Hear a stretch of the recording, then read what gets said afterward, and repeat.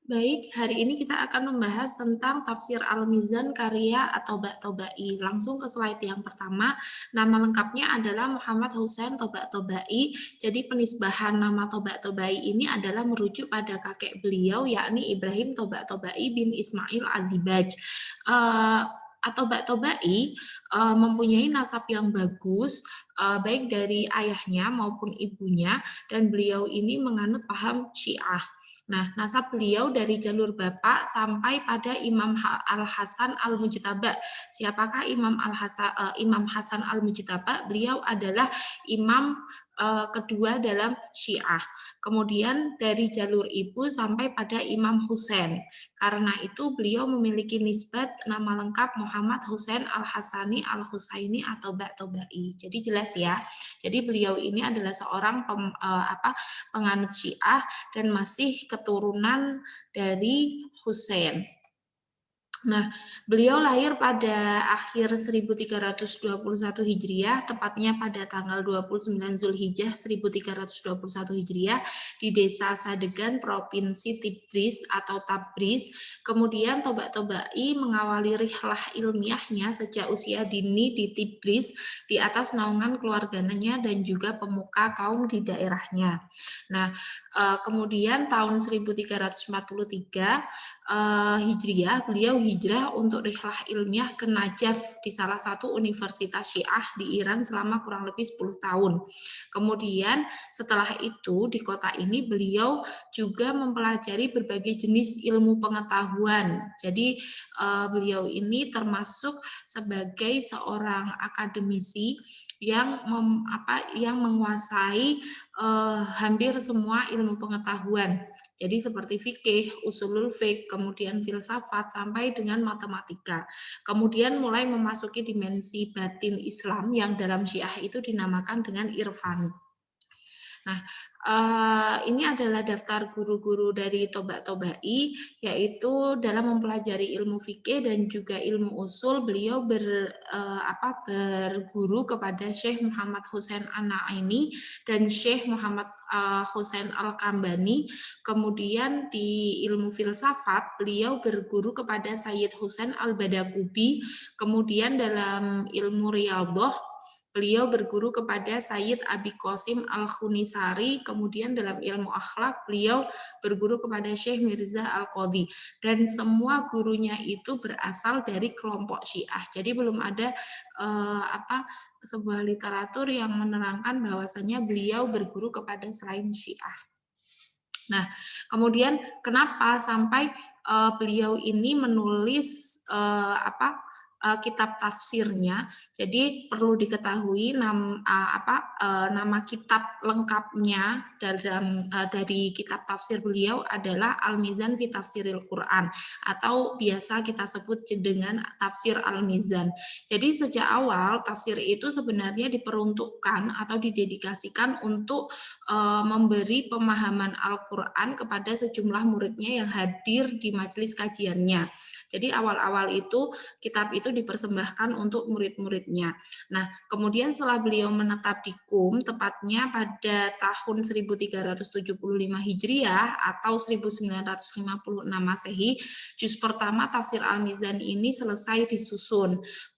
Kemudian kajian Al-Quran biasanya dalam ajaran Syiah itu biasanya kajian Al-Quran itu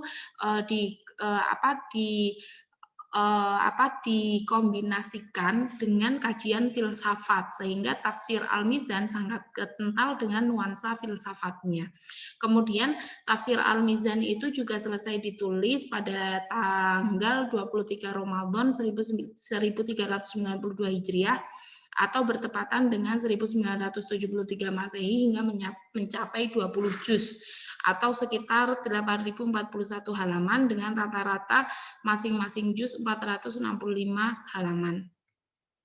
Nah, kenapa tafsir ini dinamakan tafsir mizan sebagaimana yang diungkapkan dalam mukadimahnya, bahwa di dalam tafsir ini beliau memperlihatkan dari berbagai pendapat serta pemaparannya para mufasir, dan selain dari itu terkait penjelasan-penjelasan terhadap ayat-ayat Al-Qur'an. Jadi ketika teman-teman nanti membaca tafsir Al-Mizan itu akan banyak sekali pendapat-pendapat mufasir dihimpun jadi satu di situ, atau bahkan mirip sebuah perdebatan, kemudian akhirnya nanti di akhir atau Tobai akan mentarjih dari salah satu pendapat mufasir tersebut. Nah, nanti kalau ada pertanyaan apakah dia fanatik dengan madhabnya, nanti akan kita bahas di slide selanjutnya.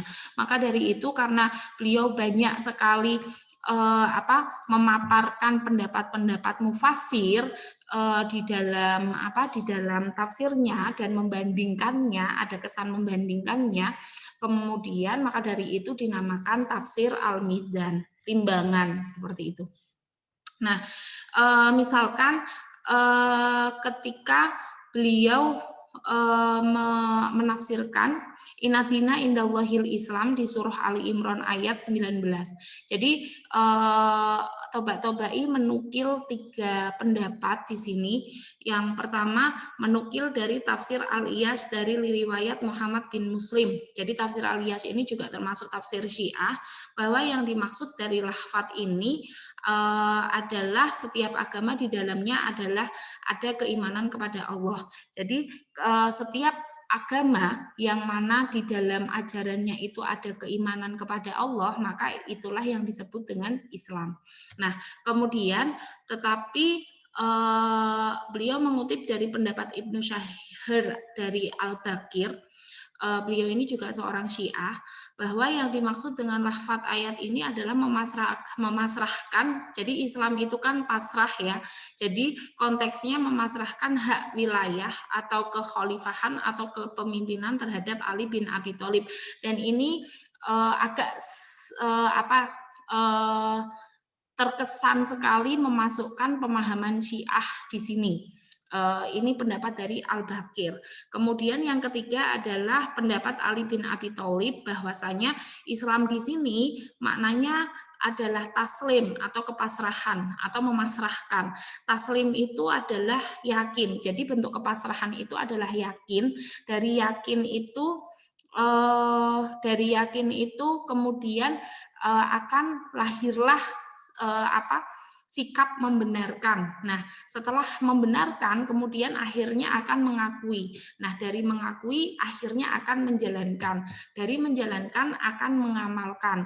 Nah, yakni seorang mukmin memilih agama dari Allah dan ia mengetahui bahwa keimanannya itu ada di setiap amaliyahnya, dan setiap orang kafir tahu bahwa kekufurannya ada di dalam pengingkarannya.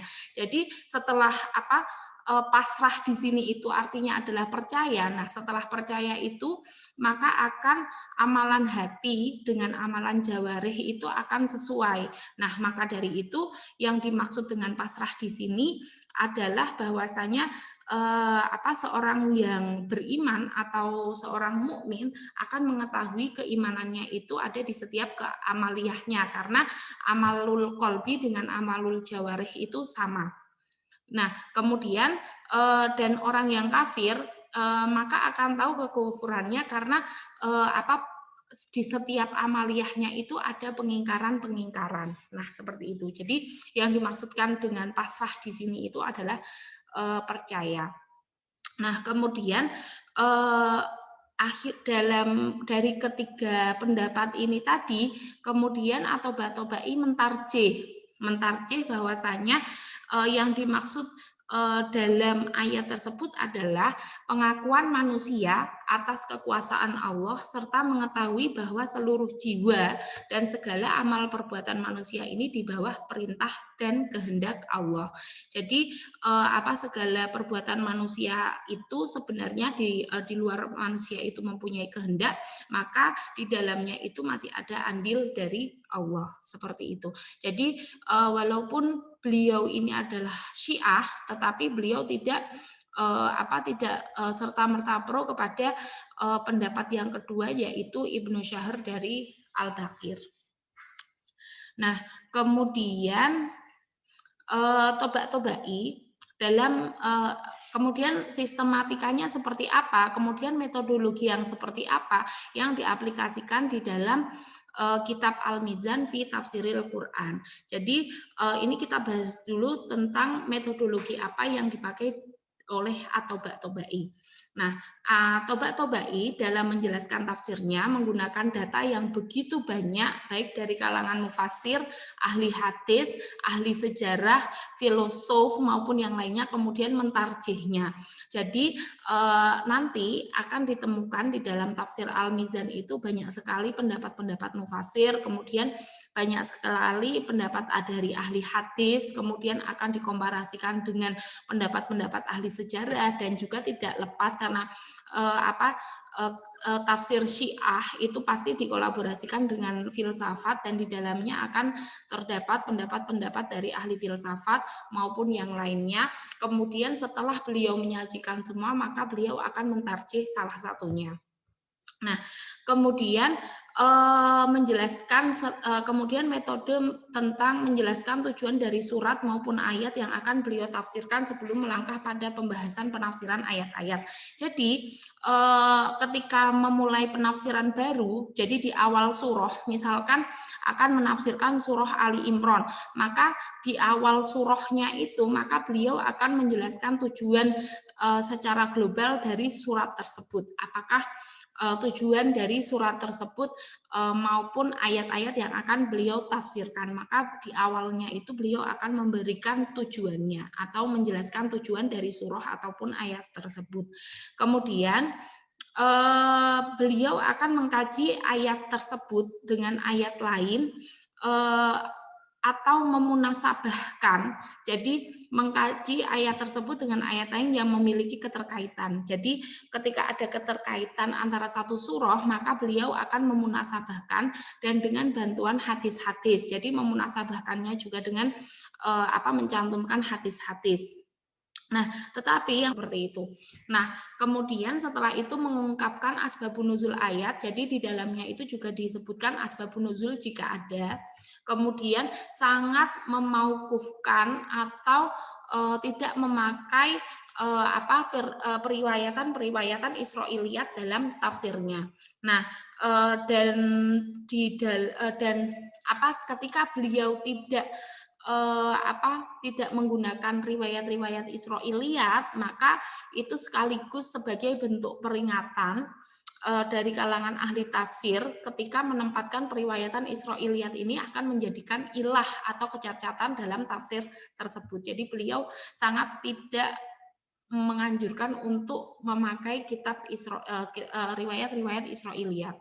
Nah, kemudian setelah itu beliau juga menggunakan metode menguraikan ayat dari aspek bahasa, i'rab maupun balaghah. Jadi beliau juga menggunakan pendekatan-pendekatan lain yang nanti akan kita bahas di dalam sistematikanya. Jadi salah satunya adalah aspek bahasa, i'rab maupun balaghah ataupun qiraat itu juga disebutkan di dalam tafsirnya. Nah, kemudian beliau juga menjelaskan makna batin dan makna zahir ayat serta hakikat syariat hakikatnya dalam syariat Islam. Misalkan ketika beliau menafsirkan lafadz libas di surah Al-Baqarah ayat 187, beliau menyebutkan makna zahir dan makna batin dari ayat tersebut. Jadi makna zahir dari libas adalah kemakrufan, yakni sesuatu yang digunakan sebagai penutup aurat bagi manusia. Jadi libas di sini diartikan sebagai pakaian. Jadi itu adalah makna zahir. Sedangkan beliau juga menyebutkan bahwasanya makna batin dari libas adalah bahwa setiap dari pasangan suami istri itu masing-masing adalah pakaian yang menutupi satu sama lain. Jadi ketika suami mempunyai aib atau kejelekan ataupun begitu sebaliknya istri, maka mereka harus saling menutup auratnya antara satu dengan yang lainnya. Jadi libas itu adalah sebagai penutup aib. Itulah yang dimaksud dengan makna batin dari libas. Nah, kemudian ketika ada ayat-ayat Al-Quran yang mengabarkan tentang sesuatu yang gaib, seperti ada kata-kata arsh, kolam, kemudian ada lauhul mahfud, kemudian ataupun yang lainnya, beliau menempuh dengan jalan mentakwil, mentakwilkan mentakwilkan eh, tentang hal-hal yang gaib tersebut. Kemudian setelah itu ketika ada pembahasan tentang hukum fikih, maka beliau hanya menafsirkan ayat tersebut dengan ringkasan saja atau menafsirkan ayat tersebut dengan ringkas. Dalam hal ini beliau hanya menjelaskan secara garis besar saja dari faedah hukum fikih. Jadi tidak terlalu mendetail.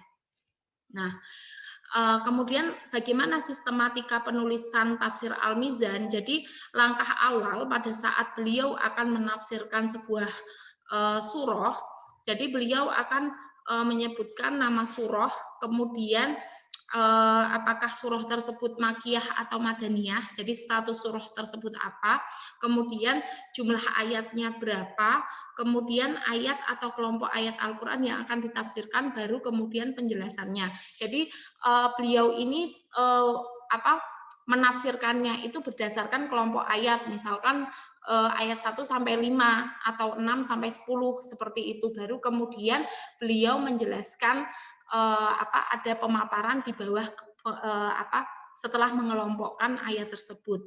Kemudian beliau tidak menggunakan istilah tafsir ayat atau tafsir surah. Jadi di dalam tafsir Al-Mizan ketika beliau ingin menafsirkan ayat atau surah, maka akan terdapat redaksi bayan. Jadi bayan itu menurut beliau sama dengan tafsir, sama dengan lafaz tafsir. Nah, kemudian dalam penjelasannya atau dalam bayannya terhadap sebuah ayat, beliau juga mencantumkan ayat lain dengan ayat yang ditafsirkan. Jadi beliau di sini juga menggunakan metode tafsir Quran bi Quran dengan terlebih dahulu melakukan analisa bahasa. Nah, analisa bahasa ini seperti tadi yang sudah disebutkan, bisa dari segi balaghahnya, bisa dari segi i'rabnya, bisa dari segi qiraahnya. Nah, baru kemudian beliau memunasabahkan, baru beliau setelah itu mencantumkan ayat dengan ayat yang ditafsirkan seperti itu. Jadi kemudian mengaplikasikan tafsir Quran bil Quran.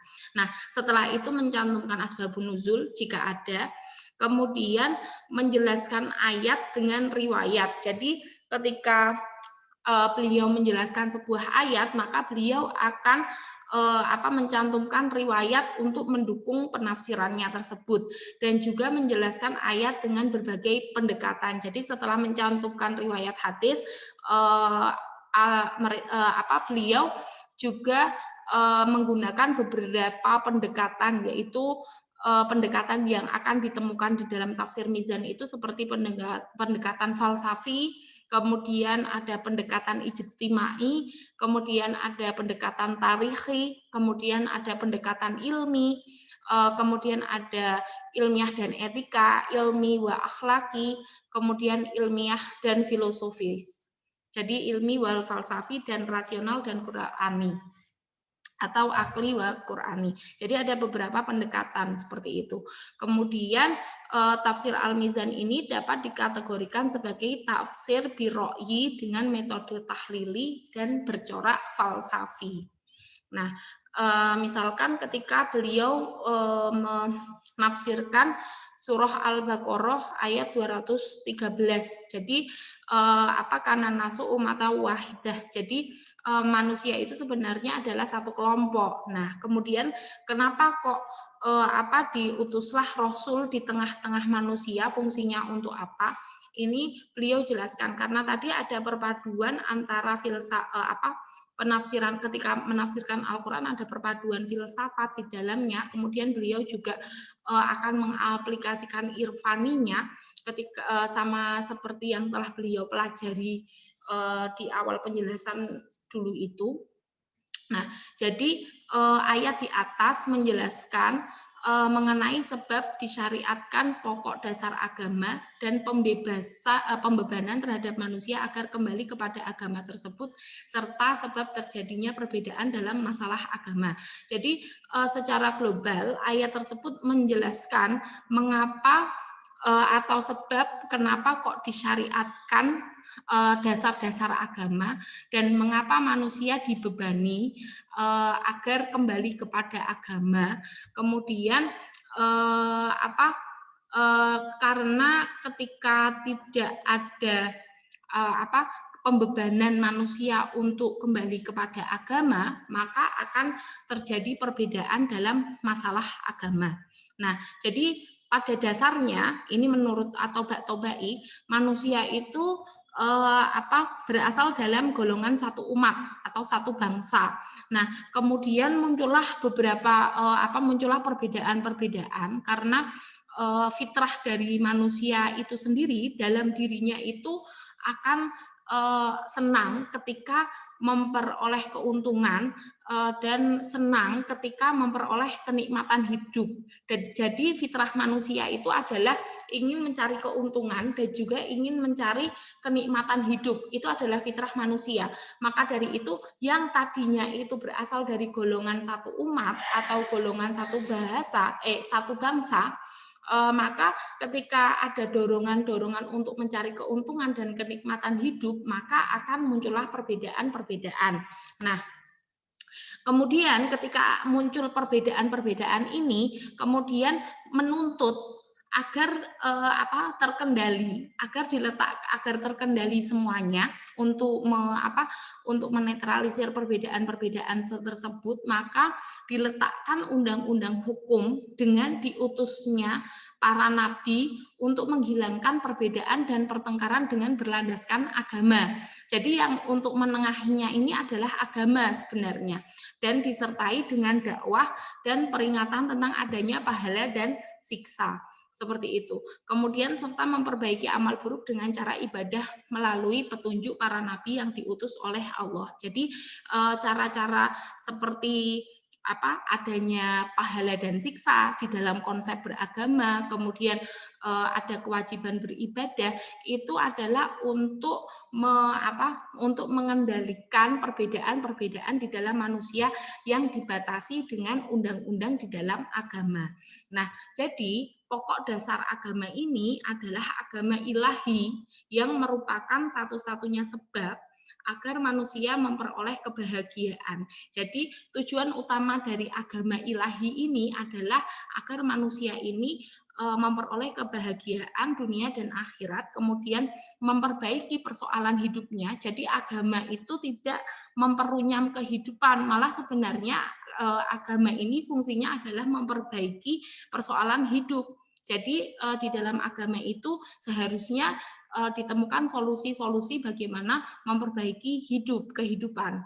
Nah, serta memperbaiki naluri fitrahnya agar manusia hidup dalam satu kehidupan sosial maupun keagamaan. Karena fitrahnya itu tadi menuntut kepada manusia itu untuk memperoleh keuntungan ataupun kenikmatan hidup, sehingga timbullah perbedaan-perbedaan tersebut. Tapi ketika datangnya agama, maka diharapkan bahwa manusia itu dapat hidup dalam satu kehidupan sosial maupun keagamaan dengan imbang, seperti itu. Baik, terima kasih. Kita